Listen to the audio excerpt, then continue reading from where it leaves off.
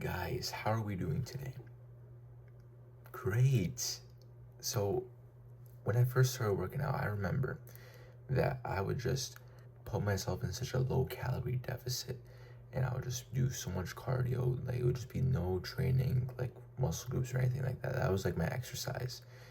And so that kind of like shows the amount of inexperience I had during those times when I first started my fitness journey. And obviously, doing those types of things while being skinny to begin with is not something smart to do.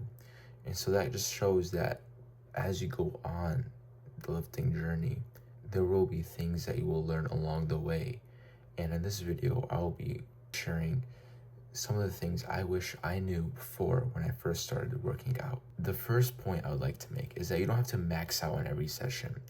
And what I mean by that is that you gotta distinguish between two ways of training. There's like the ego lifting way and training at a consistent and smart way of training.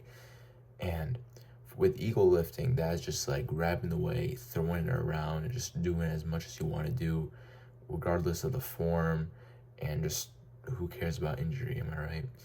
But with consistent smart training, that'd be like, oh, you gotta do time under tension, slow reps, and all those types of stuff have to be implemented. And so, number one, with ego lifting, sure, you're flying the weights around, but to me at least, it would seem less impressive compared to someone who smartly trains and lifts decently heavy for their way of training. And also, with ego lifting, there will be a lot of injuries that can be involved. Maybe you're lucky, or maybe you're not, you would experience injuries. But with training smartly, you'd be able to minimize the injuries while also conserving the muscle growth. And it's just a better and smarter way of training. And also, of anything, helps more with muscle growth if you were to train smarter rather than ego lifting. Because I remember a time when I believe it was like the second year of training, I was just throwing around as much weight as I possibly can. And so when doing that, sure, it felt good at the moment, but also led to injuries such as my hernia that I developed over the summer. And I would have to go through surgery, and that equals muscle growth, muscle loss when recovering. And it was just not a great experience at all. So that's why I'd rather train smarter than ego lifting to reduce the amount of injuries and preserve your muscle growth. The second point I would like to make is that nutrients is key. You got to always know that you would have to keep your diet on check. And with nutrients, that would mean like eating the right amount of protein, eating the carbs, eating the fats that are necessary, and all those types of stuff. And also, of course, taking away all the processed junk food like Oreos or chocolate milk. Like, you don't need any of that. Or like some soda, not the diet soda, that's fine, but like just regular soda, that's just terrible for you. And it doesn't taste good, like, I don't get it. And with nutrients, when I think of poor nutrients, I'd always think of like someone that's just going on a dirty bulk, being like, oh yeah, bro, I need to just eat this much, and then you just eat a lot and just hope for muscle growth. And that's not true, it's not right. If anything, is doing more good damage than good, because when doing such a dirty bulk, the fat cells still stay in your body, and so it'll just be harder in general to maintain a lean physique after you cut from that dirty bulk. The third point I would like to make is that recovery is important as well.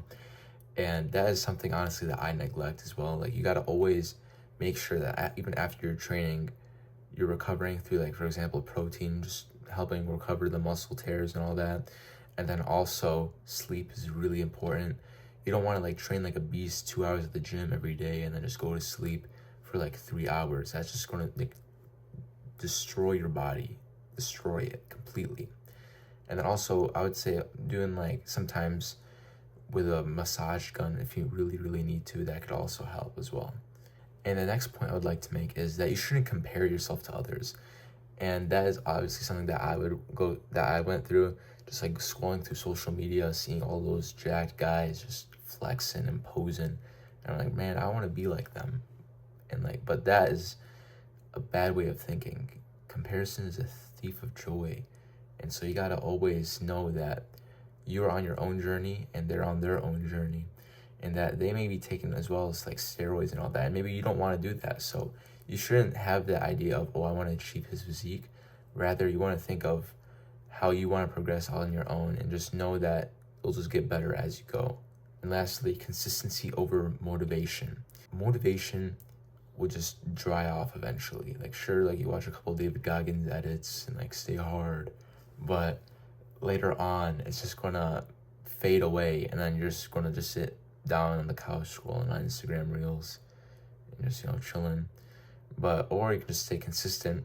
Even on the days that you do not want to go, you still go regardless, and just keep on pushing, keep on making that progress. Sure, some days might be iffy, but as long as you get that workout in, that's all that matters. Even if it's 30 minutes, it's better than nothing, which is even something that I'm trying to learn still. Like, if I don't have time, if it's not like a 2 hour block that I have, I'd be like, oh, it's not worth it to go to the gym anymore. I want to work out for 2 hours, not for an hour and a half. But that's a bad way of thinking. But anything, if you have the chance to work out, work out. Anyways, I hope this helped, and I hope you guys were able to learn from me. See you next time. See you later, alligators. Until next time.